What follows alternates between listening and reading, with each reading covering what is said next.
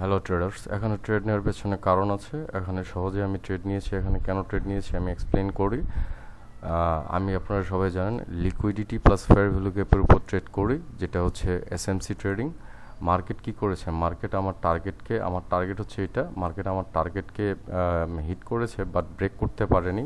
কি দেখেছে? Fair value gap কি? ফেয়ার ভ্যালু গ্যাপ হচ্ছে imbalance. What is imbalance? Market যখন কোনো গ্যাপ ক্রিয়েট করে সেটা ইমব্যালেন্স। দ্যাট মিন্স মার্কেট কেন সেলার আসে? ইমব্যালেন্সকে ব্যালেন্স করার জন্য। আমি যখন দেখেছি এখান থেকে পরপর ফেয়ার ভ্যালু গ্যাপ ক্রিয়েট করেছে, buyer is enough strong, buyer অনেক স্ট্রং। এখানে যখন আমি অনেক স্ট্রং বায়ার দেখেছি, আমি দেখেছি এখানে সেলার আসছে। যখন আমি ওয়েট করেছি, আমি কেন ওয়েট করেছি? ইমব্যালেন্সকে ব্যালেন্স করার জন্য। মার্কেট যখন ইমব্যালেন্সকে ব্যালেন্স করেছে, আমি এখানে কলের জন্য ট্রেড নিয়েছি। আমি এখানে কি করেছি? আমি এখানে কলের জন্য ট্রেড নিয়েছি।